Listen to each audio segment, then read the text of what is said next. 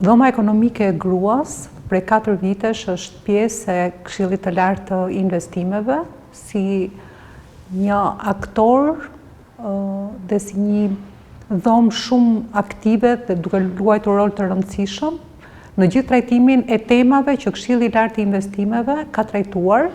për gjatë këtyre 4 viteve që ne jemi antar. Do ta thosha me bindje që ky këshill ka një ekip profesionistësh dhe të gjitha temat e nxehta që kemi trajtuar për ekonominë shqiptare kanë qenë tema që sipas bindjes time kanë drejtuar probleme, por edhe kanë zgjidhur probleme të ndryshme me të cilat ekonomia shqiptare është ndeshur, jo vetëm këto vitet e fundit, por në vazhdimsi. Me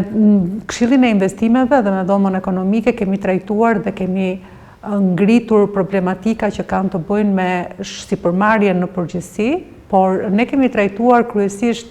sipërmarrjen e drejtuar nga zonjat dhe biznesin e vogël dhe të mesëm. Kemi trajtuar tema që kanë të nxehta që kanë patur të bëjnë me administrimin fiskal, me inovacionin, me ekonominë e gjelbër. Tema të tilla siç është kriza energjetike, në të cilën kemi sugjeruar dhe trajtuar mundësinë e financimit të bizneseve me element fotovoltaik, por dhe duke ndihmuar në rritjen e eficiencës së energjisë në godina. Kemi trajtuar një problem shumë të nxehtë që ka të bëjë me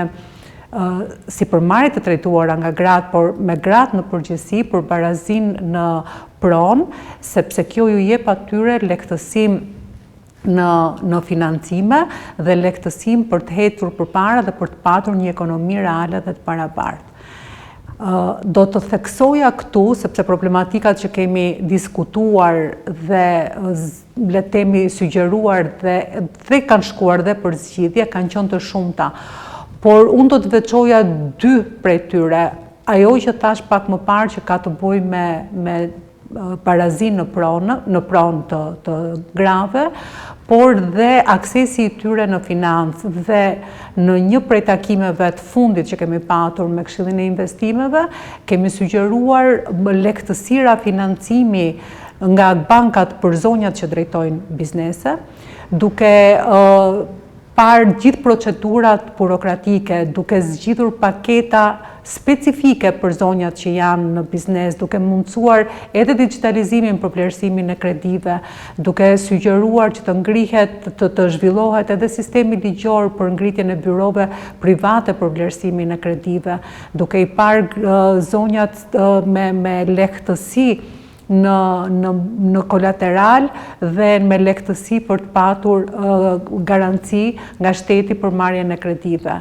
Gjithashtu kemi trajtuar një temë që sot është aktuale për të gjitha bizneset, jo vetëm për bizneset e drejtuara nga zonjat, që është hyrja në Bashkimin Evropian. Sa gati janë bizneset shqiptare për të hyrë në Bashkimin Evropian, kush është mindseti i tyre, si duhet t'i ndihmojmë bizneset dhe jo vetëm ato që drejtohen nga zonjat për të certifikuar dhe për të ngritur standardin jo vetëm të biznesit, po për të certifikuar dhe për të garantuar standardin e produkteve të tyre. Dhe kemi qenë aktor real për të ndihmuar në këtë proces. Pra për të trajnuar ekipet të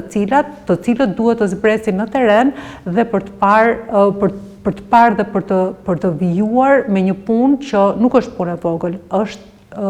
një sipërmarrje goxha e madhe. Unë do ta konsideroja këtë punën e këtij këshilli si një ndihmë shumë të madhe për të zgjidhur problematikat që ekonomia do të ketë në vazhdim, për seriozitetin me të cilën punohet, por edhe për gjithë përfshirjen e aktorëve që ky këshill ka në gjirin e vet.